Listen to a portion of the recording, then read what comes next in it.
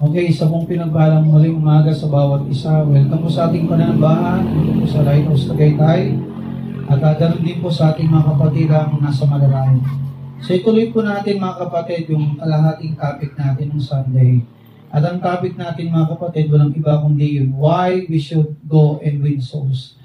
Bakit pa tayo kailangang humayo at magdala ng kaluluwa kay Kristo? Okay, una, we have studied last Sunday, mga kapatid, according to our message, that soul winning is what? It is a command. Ang soul winning, mga kapatid, ang pagdadala ng kaluluwa kay Kristo, ito po'y utos sa atin ng Diyos na dapat ginagawa ng lahat ng Kristiyano, hindi lang ng pastor, hindi lang ng pamilya ng pastor, hindi lang ng manggagawa ng simbahan, kundi lahat ng miyembro dapat tumutulong. Mga nanay, tumulong kayo. Mga tatay, tumulong po kayo. Mga young people, tumulong lahat kasi utos sa atin to ng Diyos eh. Alam mong sarap tingnan kapag yung buong simbahan humahayo. Napakasarap tingnan. Kung kukunti tayo, humayong sama-sama, masarap pa rin tingnan mga kapatid. Okay? So sabi rito mga kapatid, ito po ay utos ng ating Panginoon. Gaya po ng sinasabi sa Acts 1:8, no? Sabi diyan, kayo ay tatanggap ng kapangyarihan, but ye shall receive power after that the Holy Ghost is come upon you. And ye shall be witnesses unto me both in Jerusalem and in all Judea and in Samaria and unto the uttermost part of the earth. So mga kapatid, buong simbahan ang kinausap po rito ng ating Panginoon na sila'y tatanggap ng banal na Espiritu. Ang kagandahan po sa atin ngayon, dati, ang banal na Espiritu ay umaalis pa. Umaalis pa. Pero mga kapatid, nung na-establish na mga kapatid ang simbahan ng ating Panginoon, at bago si Jesus mga kapatid, no, umakyat sa langit, after niya mag-resurrect, anong sinabi ng ating Panginoon? Kayo ay mapupuspos ng banal na Espiritu. At simula nun mga kapatid, hindi na umalis ang banal na Espiritu sa mga Kristiyano. Nakuha niyo po? So lahat po tayo ay binigyan ng Diyos ng kapangyarihan, humayo, magbahagi ng kanyang mga salita tungo sa ikaliligtas ng mga tao. Mayaman, mahirap, yan, dapat nating abutin. May kaya o wala, puti, Amerikano, ano pa, negro, kayo mangge, mga kapatid, dapat nating abutin. Mayaman, mahirap, may pinag-aralan o wala, pare-parehas po yan, may kaluluwa. Amen? At tayo po mga kapatid ay inutusan ng Diyos na humayo at sila'y abutin para kay Kristo. Okay, Panginoon, bakit natin kailangan na tayo po'y humayo at magdala ng kaluluwa kay Kristo? Sabi diyan, it is our duty. Pag sinabi natin duty, tungkulin natin ang humayo. Tungkulin natin ang magbahagi ng salita ng Diyos. O makinig mga kapatid ha, listen. Abay kung ay mga witnesses si Jesus, abay si Satan, ang Diablo, may mga witnesses din. Baka mamay nakakatok pa nila kayo sa inyong mga bahay. Nakakahiya. Hello? Abay ikaw, na Kristiyano, kakatukin ka ng kulto. Kakatukin ka mga kapatid ng mga saksi ng Diablo, mga kapatid, ni Satan. Dapat trabaho natin to mga kapatid eh. Hello, tungkulin natin mga kapatid na magbahagi ng salita ng Diyos. Alam mo, pag hindi ka nagbabahagi ng salita ng Diyos, kulang ang buhay mo. Hindi ka totally masaya. Aside sa pagbibigay, kung nagbibigay ka, kung giver ka ng church, ako'y naniniwala pagka giver ka rin ng salita ng Diyos. Amen, hindi lang sa lapi. Hello, nakikinig po ba kayo? Kahit kayo po mga naka-online. Mga kapwa ko Kristiyano, kung tunay kang giver, hindi ka lang nagbibigay ng pananalapi mo eh, ng lakas mo eh. Mga kapatid, magbibigay ka rin ng panahon sa Panginoon para humayo at magbigay, mga kapatid, ng ebanghelyo o ng gospel ng ating paibahagi ang gospel sa mga tao. Ako'y naniniwala, the true giver are cheerful givers. Hindi lang po salapi ang binibigay niyan. Panahon, oras, lakas, ang cheerful giver ay nagbibigay. Hindi lamang po pera. Okay, next. Yan po yung ating tungkulin. O, diba? Nakita mo yun, ikaw kaya yung maitapon sa impyerno na kayong pakiramdam. Mga kapatid. Okay, pangatlo, sabi ni Jesus sa kanila, sa Matthew 4:19, and He said unto them, follow me, and I will make you fishers of men. Sabi ni Jesus, sumunod ko ay sa akin, sabi niya, at gagawin ko kayong mga mamamalakaya, umanging isda ng mga tao. So, pag hindi ka sumunod, paano ka magiging tagasunod ni Kristo?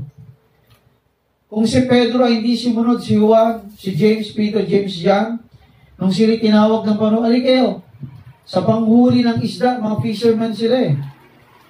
Kung sila kaya ay hindi sumunod kay Kristo, naging kaya mga disipulo sila ni Kristo? Naging kaya sila mga apostoles ni Kristo? Hindi.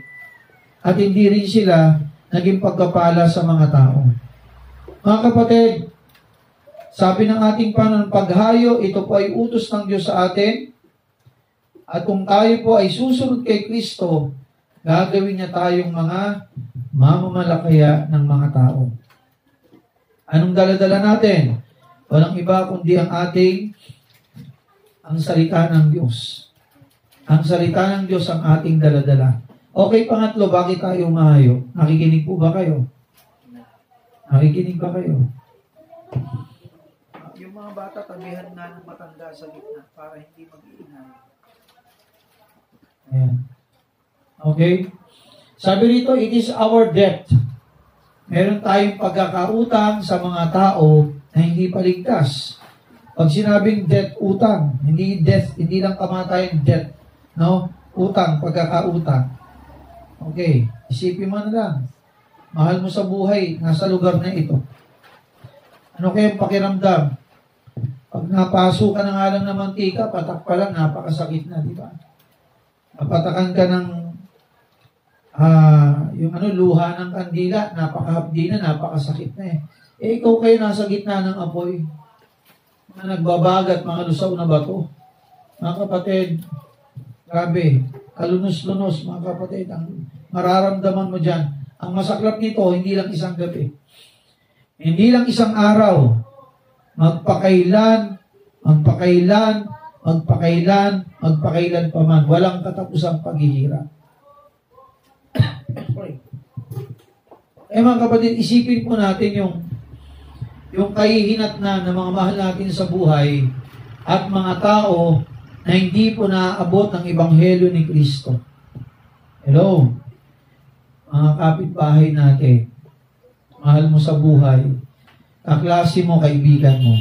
Nakikinig ba kayo o tulog na? Matulog kayo. At hindi kayo matuto. Romans 1:14, I am a debtor both to the Greeks. Sabay-sabay nating basahin para hindi kayo antukin. Okay, basahin nga natin. Ready? Go!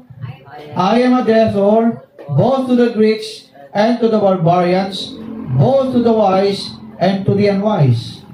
So sabi ng Apostol Pablo, mga kapatid, ako ay may pagkakautang sa kapwa ko mga Griego, sa mga Hudyo, mga Griego, mga barbaro, at sabi diyan ng mga kapatid, ganun din sa mga matatalino at mga hindi matatalino.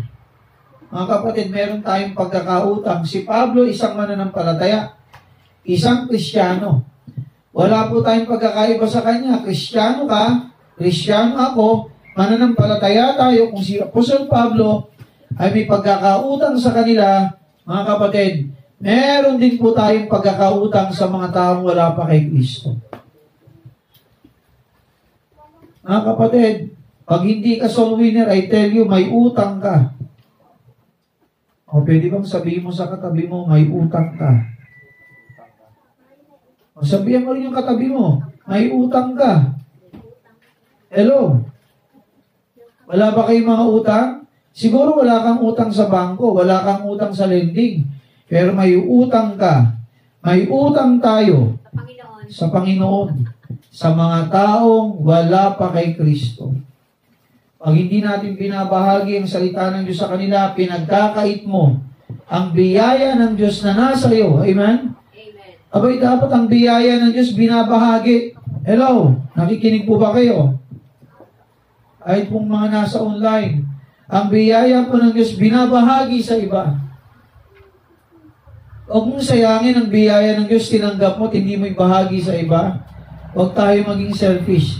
Hindi lang para sa atin ang langit. Yan ay para sa mga taong sasampalataya din kay Kristo sa kanyang mga hinirang. Okay, pang-apat, bakit natin kailangang humayo? Hindi lamang ito utos ng Diyos, hindi lamang ito duty, hindi lamang tayo may pagkakautang. Pang-apat, basahin natin, go! It is our responsibility. Pag sinabi mong duty, malawak, tungkulin, tama? Pero pag sinabi mong responsibilities, okay? Pag sinabi mong responsibilities, mga kapatid, pag sinabi mong responsibilities, marami yan. Halimbawa, sundalo. Ano ang duty mo? Anong posisyon mo? Sundalo ako. Okay, bilang sundalo, isa kang sundalo, ano ang responsibilities ng mga sundalo? Abay, kadami. Mga kapatid, bilang mga sundalo ni Kristo, responsibilidad po natin ang magbahagi ng Ebanghelyo ni Kristo sa mga taong wala pa sa Kanya. Tingnan niyo mga harap niyo. Tingnan niyo mga upuan natin. Anong nakikita niyo sa harapan niyo, sa gilid niyo?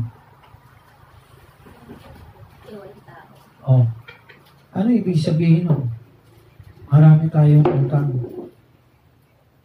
Sabihin, marami kang utang. Hindi lang sa insurance. Sa mga tao bang wala sa Panginoon. Hindi lang ako may utang sa pinagkakautangan ko. Abay, may utang ako sa mga taong wala pa kay Kristo. Amen? May utang tayo. Okay? So mga kapatid, it is our responsibility. Okay, basahin natin yung Ecclesiastes 3:17-18. Ito ako'y nagigilty rito pag nababasa ko itong talatang ito eh. Ano sabi dyan sa Ezekiel 3:17-18? Son of man, I have made thee a watchman unto the house of Israel. Therefore, hear the word at my mouth and give them warning from me. Verse 18. When I say unto thee, wicked, thou shalt surely die, and thou givest him not warning, nor speakest warn the wicked from his wicked way to save his life. The same wicked man shall die in his iniquity, but his blood will I require in thy name. Mga kapatid, ang taong masama, nakakaharap mo. Masama, hindi lang yung nagbawala, yung mga taong hindi paligtas. Marahil mahal mo sa buhay, kaibigan, kapitbahay, kamag-anak, kaklase. Mga kapatid, listen. Nakita mo siya, hindi pa mananampalataya. Hindi pa ligtas. Abay, pag hindi mo siya binarningan sa kanyang buhay, kasi makasalanan, mapapahamak sa impyerno. Sabi diyan, ang taong makasalanan yan, mamamatay sa kanyang sala. Subalit ang kanyang dugo ay hihingin ko sa iyo. Naalala niyo si Poncio Pilato, nung hinarap si Jesus, kung si Poncio Pilato lang masusunod, hindi nga hatulan si Jesus eh. At sabi pa ng kanyang asawa, mahal, napaniginipan kong taong yan. Sa madaling salita, sabi ng asawa niya, natakot siya, huwag saktan yung taong yan. Pero dahil nga yung mga tao, mga kapatid, yung mga tao, mga kapatid, gustong ipapako si Kristo nung ginawa ni Poncio Pilato. Napugas siya ng kamay niya, ng tubig.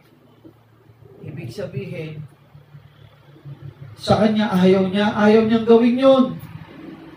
Pero dahil sa kagustuhan ng mga tao, kumbaga, hindi na sa aking mga kamay yung dugo niya. Nasa inyo na. Mga kapatid, alam mo yung mga taong wala pa sa ating Panginoon, mga kapatid, God will require their blood in our hands. Mga kapatid, i-require ng Panginoon sa atin yung kanilang mga dugo. Hindi ka ba magigilty nun? Mahal mo sa buhay na matay, hindi man lang nakakilala kay Kristo. Teacher mo na matay, hindi mo man lang nabigyan ng tracts, hindi mo man lang nabigyan ng nabahagi na ng salita ng Diyos. Natatakot ka dahil teacher mo yan. Pag namatayan na walang pagkakilala kay Kristo, napahamak sa impyerno.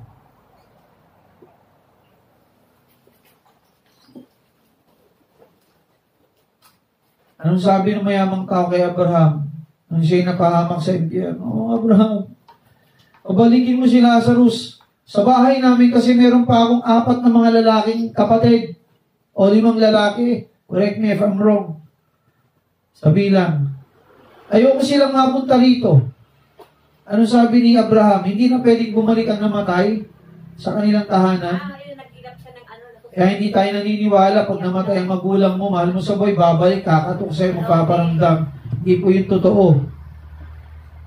Masamang espiritu yun. Fallen angel yun. Mga kapatid, isipin mo yung nagmamakawa kay Abraham, pabalikin si Lazarus. Makinig, anong sabi ni Abraham? Nandun ang mga propeta, nandun ang mga ngaral, may mga pastor doon, may mga evangelist doon. Pahala sila kung makikinig at tutugon sila. Isipin mo mga kapatid, yung mayamang tao na nasa impyerno, yung pinagmamakawa, nananalangin kay Abraham, pakiusap po. Pakiusap po. Ayoko din silang mapahamak dito. At mga kapatid, hindi rin po tayo naniniwala ng patay tayo, na tayo mga buhay nananalangin sa mga patay. Pag patay na ang tao, wala ka nang magagawa. Kahit magpatuwad-tuwad ka pa sa panalangin, walang epekto yun. Sapagat ang nananalangin para sa atin, yung mga namatay, silang nananalangin para sa atin, yun ang totoo sa Bible. Sabi ng Bible, pag ang tao yung nasa grave na, wala na tayong magagawa dyan. Patay na yan eh. Pero silang mga namatay, yung kaluluwa niyan, buhay pa. Hindi namamatay yung kaluluwa. Yun ang nananalangin para sa mga buhay. Yun ang totoo po doon. Basahin yung Biblia. At patunay dyan yung mayamang tao. Okay, next. Isipin mo yan. Ikaw ang mahulog dyan, ikaw ang itapong dyan. Mga kapatid, grabe. Kaya mo ba? Kahit ako, di ko kaya eh. Salamat. Niligtas tayo ng Panginoon dyan. Okay, 5. Bakit tayo kinakailangan humayo at magbahagi ng salita ng Diyos, mga kapatid? Because it is our calling. Yan po, mga kapatid, ang soul winning, ang paghayo, ay panawagan sa atin ng Diyos. Amen? Tinawag ka ng Diyos hindi lang para umupo. Tinawag ka ng Diyos para paglingkuran siya, abutin ang mga taong wala pa kay Kristo. It is our calling. Panawagan natin yan galing sa Diyos. Galing sa langit. So, calling natin yan, mga kapatid. Okay? So, ano sabi sa 2 Corinthians 5:20? Basahin natin sabay-sabay. Ano pong sabi rito? Sabayin niyo po ako sa pagbabasa. Ready, go. Now, when we are ambassadors for Christ, as though God did beseech you by us, we pray. We pray you in Christ's stead. Be reconciled to God. Tayo po ay mga ambassador ni Kristo.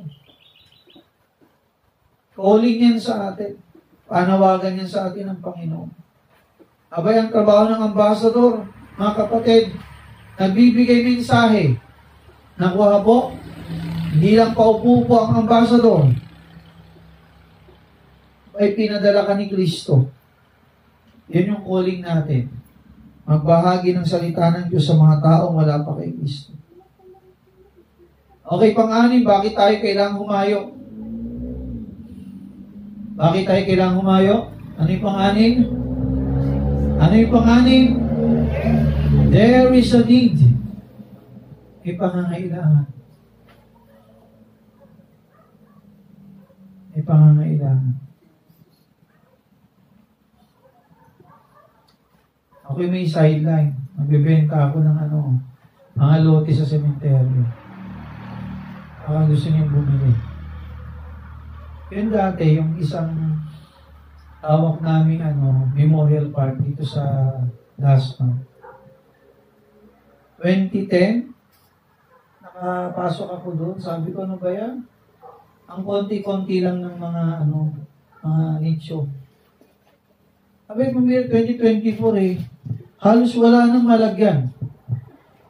10 hektarya. Halos mapuno na. Mapuno na ng mga patay. Sabi ko, kabilis naman. Bumili na kayo.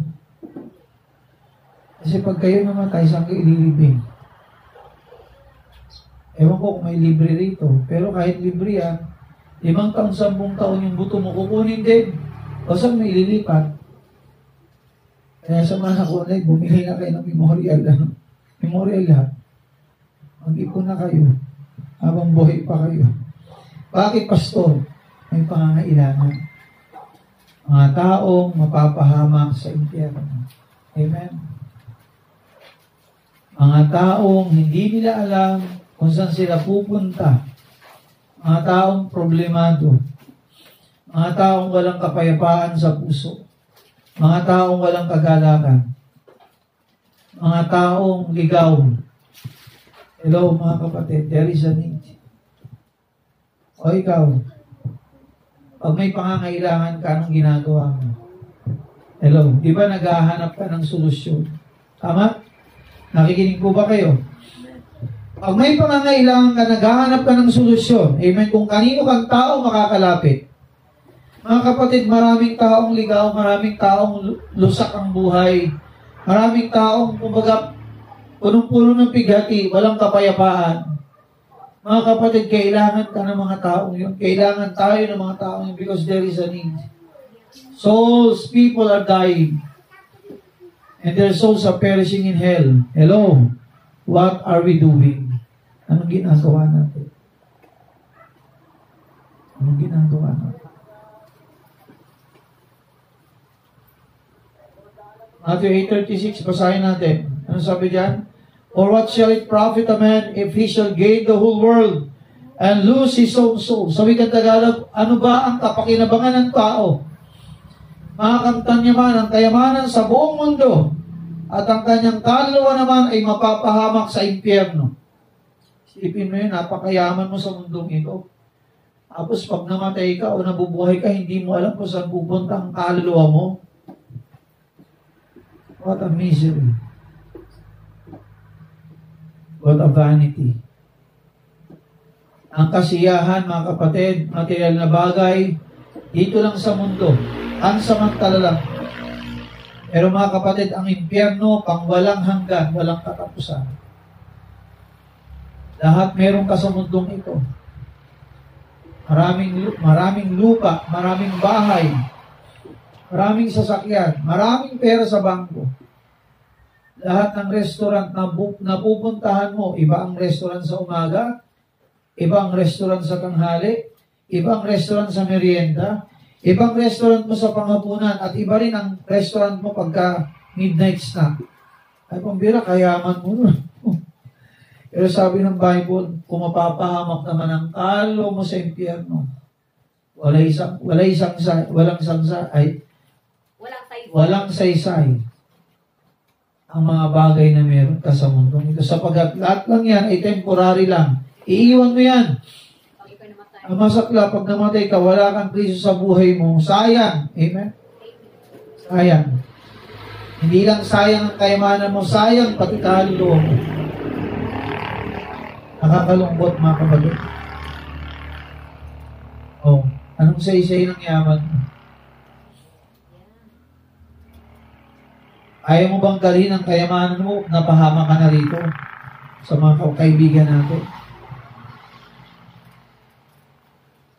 Sabi sa awit kanina, di ba? Ano yun? I'd rather have Jesus than anything. Mas gugustuhin ko pang meron akong Kristo sa buhay ko kaysa mga bagay-bagay sa mundo. Totoo yun ang kagandahan kay Kristo. Pag meron kang Diyos sa buhay mo, abay, honestly, pagpapalain ka rin ng Diyos, lalo na pag masunurin kang Kristiyano. Basahin niyo sa Bible, sinong Kristiyano dyan? Mga kapatid. Bukod kay Lazarus, yung may mga sugat na at yung mayamang tao, bukod kay Lazarus, yung kasi mamamatay na siya eh. So bukod sa kanya, sino pang alam yung Kristiyano na matapat sa Diyos na pinabayaan niya sa Bible? Wala. Kahit di naman yung mahirap na hindi niya rin pinabayaan, napunta sa paraiso nung time na yun eh. At ngayon, nasa langit na. Mga kapatid, isipin mo na dyan ko. O kayong bang galing dyan yung 10 sasakyan mo, 100 sasakyan mo, meron kang Ferrari, meron kang ano pa ba? Ferrari, Pajero, Chevrolet, ano pa? Tesla, lahat. O meron ka pang 10 eroplano, sakyan mo lahat. Madadala mo ba sa impyerno pag namatay ka? Kahit nasa hukay mo? Siguro isang tornilyo ang eroplano, hindi mo dadala eh. Oo, pag-aawayan pa yan. Kaya mga kapatid, there is a need. Okay, ilan tayo? Pang-7. Bakit natin kailangan humayo? Pang-7, anong sabi dyan? There is a reckoning day. May pagsusulit. Naharap tayo sa Diyos. Anong sabi dito sa talatang ito, yung kaninang binasa natin? Son of man, ikaw, nasalubong mo yung taong makasalanan, hindi mo binigyan ng babala. Oy, mapapahama ka dun sa impyerno. Hinayaan mo lang. Ang sabi ng Panginoon, yung taong yan, mamamatay sa kanyang kasalanan, subalit ang kanyang dugo, ay hihingin ko sa iyo. Napakasaklat mo. Yung mga bata tayo, ayaw nating mawalay sa magulang natin. Tama, mali? Di ba, pag-aalis yung magulang mo, di ba, magwawala ka. Sama niyo. Parang yung ate ko, nagwala siya. Ay, namatay yung ate ko. May best friend siya, katabang babae, laki. Nagpuputukan yung damit sa taba eh. Puro anong tawag dito? Hindi to. Puro bilbil, kala mo yung sasakyan Michelin. Mga gulo. Namatay yung ate ko. Akala namin, yung aming pinupuntahan, yung kapatid ko, yung hukay. Kasi, doon umiiyak yung investment niya, nagwawala, naglupasay. Yung mga polo nagputukan na sa taba eh. At naggagagan sa lupa. Umiga sa lupa, sigaw niya ng investment ng ate ko, Elsa, isama mo na ako. Siyempre, pati kami naiiyak kami. Diba? Nagnangaw, alam mo ba? Umiyak. Elsa, isama mo na ako. Eh, siyempre kami, kahit natatawa kami, nagdupasay, matanda na, siguro mga tayo na yung mga 50 plus na yun, tapos ang taba-taba pa. Naglupasay sa lupa. Elsa, isama mo na ako. Pati kaming ayaw sanang umiyak, siyempre naluluha-luha rin kami. Bago lumapit sa kanya yung isa sa kasama nila. Hindi yan yung patay natin. Nandun sa kabila. Tigil sa pag-iyak. Bago din siya.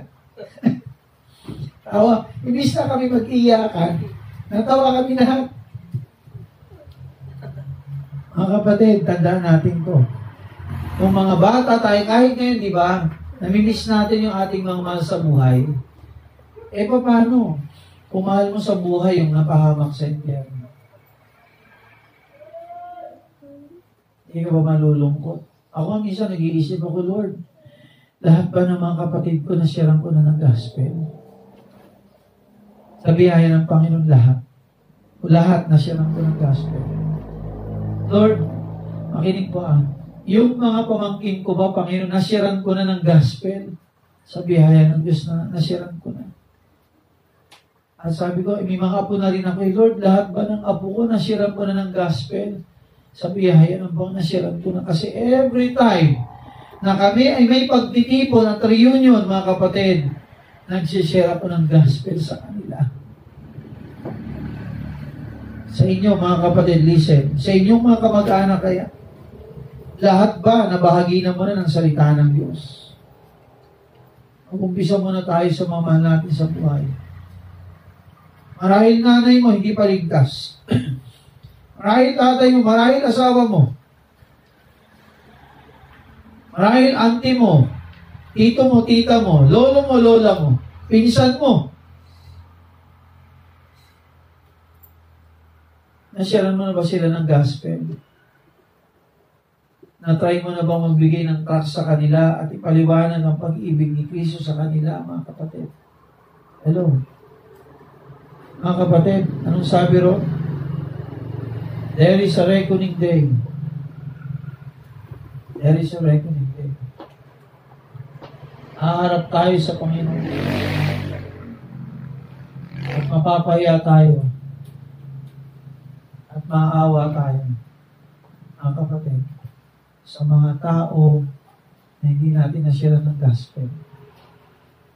Sabi dyan in 2 Corinthians 5:10-11, For we must all appear before the judgment seat of Christ, that everyone may receive the things done in his body, according to that he had done, whether it be good or bad.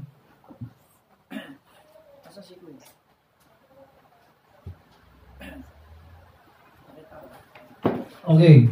Listen, mga kapatid, makinig. Lahat tayo harap sa Diyos. Kung ikaw ay naglingkod sa Panginoon, mapalad ka. Kung nag-abot ka ng maraming kaluluwa para kay Kristo, listen, mapalad ka.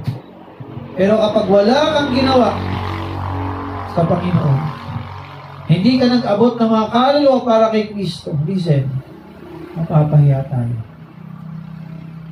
Mapapahiya tayo.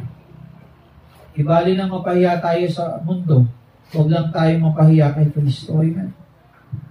Amen. Ibali na mapahiya tayo sa tao, tanggihan nila tayo. Pag tayo nagbahagi ng salita ng Diyos, huwag lang tayo mapapahiya pag umarap tayo kay Kristo. Dahil itinanggi mo o itinanggi ko ang ebanghelyo ng kaligtasan sa mga tao, pinagkait mo at pinagkait ko. Mga kapatid, wag. Wag po.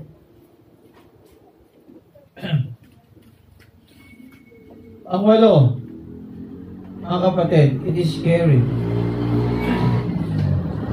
Iba, tayo may care tayo sa ating mga anak. Tama ba mali? Ipagpapahala ba kayo sa inyong mga mahal sa buhay? May bahagi na natin sila ng salita ng Diyos. May pagpapahalaga ba kayo sa inyong mga asawa, mga pamilya, o kapamilya, kamag-anak na wala pa kay Kristo? May pagpapahalaga ba kayo? Abay, bahagi na natin sila ng salita ng Diyos. May pagpapahalaga ba kayo sa inyong mga kaklase, kaibigan? Meron ba kayong pagpapahalaga? Meron ba tayong pagpapahalaga? Mga kapatid, ibahagi natin ang salita ng Diyos sa kanila. Huwag natin, please, huwag natin ipagkait. Kapag kung tunay ka ng papahalaga, hindi mo ipagkakait ang salita ng Diyos sa kanila. 1 Corinthians 12:25-26, ano sabi diyan? That there should be no schism in the body, but that the members should have the same care one for another. So tayo mga Kristyano, pahalagahan natin ang bawat isa. Ganon din naman, pahalagahan din natin yung mga taong wala pa kay Kristo. Sabi diyan, and whether one member suffer, all the members suffer with it, or one member be honored, all the members rejoice with it. May mga kapatid, listen. Abay, kung meron sa atin, pinagpala, magsaya tayo. Amen? Huwag tayo mainggit. Kung isa'y umiiyak, makinig po mga kapatid, damayan natin. Damayan natin. Nagsasaya man, makisaya ka rin. Nalulungkot man, napipigati man. Malungkot din tayo, mapigati rin tayo. Bakit, Pastor? Kapatid yan eh. Kapatid rin yan sa church eh. O sabihin natin ibang tao man, lalo pa ibang tao, wala pa kay Kristo. May magkaroon tayo ng care sa kanila. Pagkat wala na pong ibang tao na magmamalasakit sa kanila kung di tayo pong mga Kristyano. Number 9. It brings joy. Mga kapatid, soul winning brings joy. Brings joy. Anong sabi sa Lucas 15:10? Pasakin natin to. Sabay-sabay. Ready, go. Likewise, I say unto you, there is joy in the presence of the angels of God over one sinner that repented. Kaya nga, sinasabi ko sa inyo, na may kagalakan sa harapan ng mga anghel sa kalangitan sa isang kaluluwa na nagsisisi. Mga kapatid, every time na nagbibigay ka ng tracts, kapag yan ay nabasa ng tao, sumampalataya kay Kristo, mga kapatid, mga anghel sa kalangitan ay nagbubunyi, nagsasaya. Kung ikaw naman ay nagbahagi ng salita ninyo sa mahal mo sa buhay, kaibigan, kaklase, kapitbahay, o kanino mang tao, at sila rin ay sumampalataya kay Kristo, every time na sila isasampalataya, bawat isang kaluluwa natutugon sa panawagan ng Diyos sa kaligtasan, mga kapatid, bawat isang kaluluwa, ang mga anghel sa kalangitan, lahat ay nagagalak. Naalala niyo mga kapatid si Kristo nung pinanganak ni Maria sa labsaban? Diba, tuwa ng mga anghel, may mga trumpeta pa sila. At itong mga anghel na ito ay nagpakita dun sa mga shepherds, sa mga nagpapastol. Ang saya ng mga anghel, tumutunog ang trumpeta, at sila umaawit ng, kumbaga, hallelujah, papuri sa Diyos. Nung pinanganak si Jesus sa labsaban, sapagkat siyang Mesiyas, siyang kaligtasan. Ganon din naman po mga kapatid. Kagalakan sa mga anghel, kapag ang tao ay sumasampalataya kay Kristo. Amen. Kapag ang tao ay nagsisi, kapag ang tao ay tumanggap kay Kristo, mga kapatid, lahat ng anghel sa kalangitan ay nagagala. Mga kapatid, ikaw din, tayo rin. Every time na tayo pinagbabahagi ng salita ng Diyos, nagagalak ang Diyos sa atin. Nagagalak ang anghel sa atin. Hello? Mga kapatid, abay kung sila nagagalak, magalak din tayo. Amen?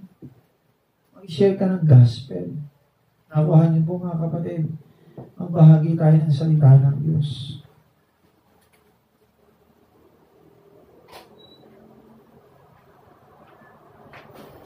Ayun. So, tandaan natin ito mga kapatid. Ang soul winning, upo muna, nagpipreach pa po si Pastor Becca. Respeto.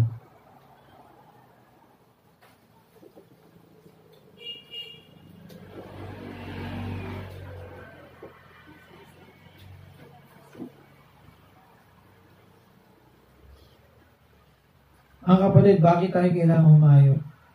Utos to ng Diyos. Mamaya na, pakiusap. Teaching ngayon.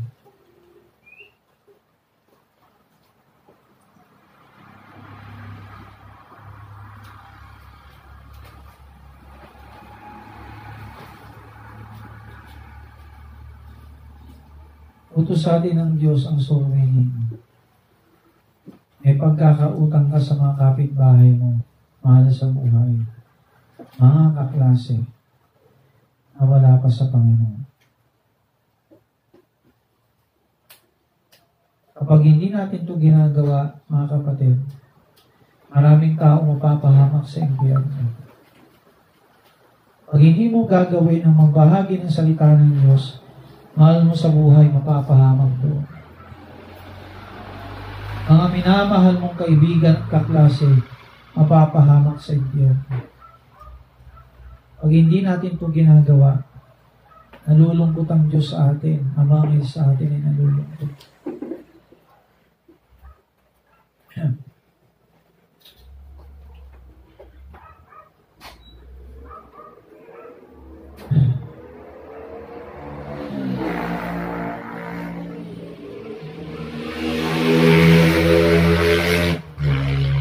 Mga kapatid, this time, tumayo tayong lahat. Ibigyan ko na kayo ng pagkakataon na siya sa atin ang ating mga sarili. Ilan sa mga mahal mo sa buhay ang nabahagi na muna ng salita ng Diyos? Ilan sa mga kaibigan mo, kapitbahay, kaklase, kumare, kumpare, marahil kasama mo sa bahay ang nabahagi ng mga salita ng Diyos? Abay mga kapatid, kung iilan pa lang, marahil marami pa sa kanilang hindi pa ligtas. Marami pa sa kanilang wala pa kay Kristo. Mga kapatid, dalangin ko, magkaroon tayo ng habag. Maging tayong seryoso. Hello? Parang hindi kayo mga seryoso. Parang hindi tayo seryoso. It's a matter of life and death. Life sa Diyos, sa langit. Death, impyerno. It's a matter of life and death. Bahagi natin ang salita ng Diyos sa maraming tao. Amen. I give you time. Panalangin ang iyong sarili. Kung meron tayong pagkakamali, pagkukulang sa pagbabahagi ng salita ng Diyos, lumapit tayo sa Diyos at humingi ng tawad. Everyone, search our hearts. Confess if there be any sins in us. If we disobey our God from His words, confess our sins before the Lord this morning.